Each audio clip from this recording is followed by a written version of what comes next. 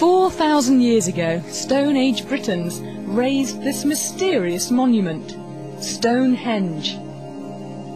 Nobody knows how they did it, how they moved and stood these massive stones. It's a scientific mystery. This man swears he's cracked. He's building his own Stonehenge in his Flint, Michigan backyard to prove it. Wally Wallington's not a scientist, but he knows a thing or two about moving rocks. That's a 300-pound block. This is a 1,600-pound block. Not too difficult. He's a retired construction worker whose passion is moving heavy items. His feats always draw a crowd, mostly family. I thought he's crazy. Who cares about moving blocks around? But then when you look at the magnitude of the weights that he's moving around, it is really impressive, and he's not using any equipment or anything.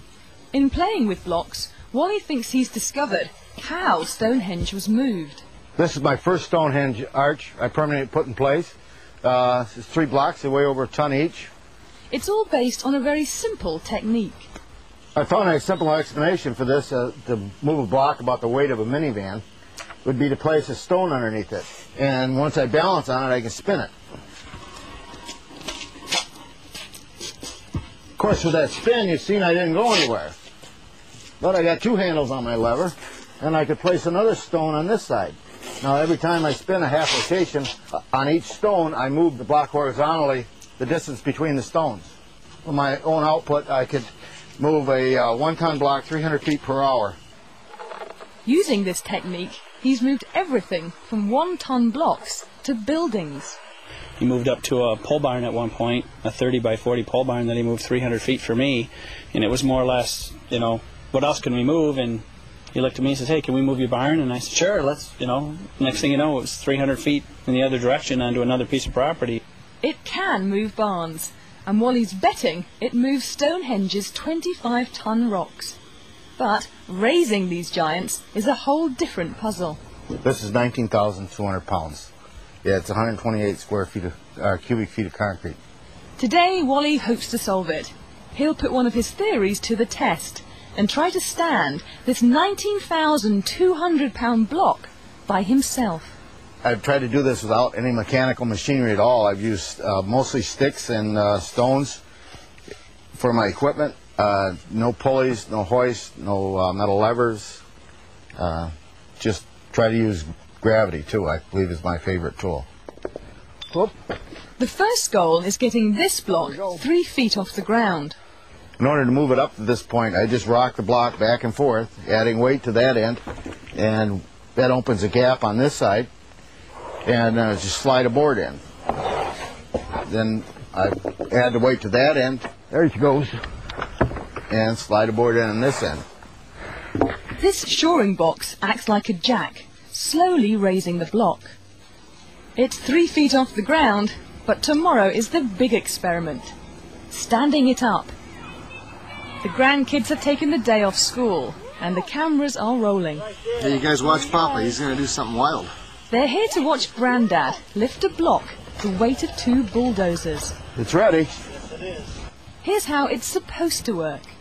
The first thing I'm going to do here is release this temporary shoring I have set, and come over here, release some of my counterweights, and that's going to put the entire weight of the block on this rope. So then I'm going to release the rope, come back in, and the rope's going to be my brake. I'm going to guide it into the pit. The easiest way I can explain this is this is just a big teeter-totter, and I got the big kid on that end, and he's going to go down, this end's going up. He believes in his technique, but he's had some setbacks in the past.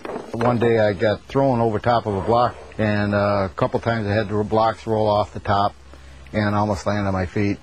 One time I knocked myself out cold on the concrete, and so it's been challenging. Okay. Everybody ready? Yes!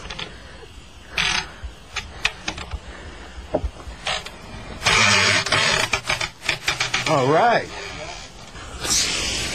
Now just start spraying the sand. The sand will wash out and the block will start coming down. Once the sand is washed from the pit, the block's own weight slowly stands it up. Okay, finally, she's between the lines, guys. Looks good. He did it. Thank you, guys. Raised a massive block using a technique so simple that Wally believes it must have been used to raise Stonehenge.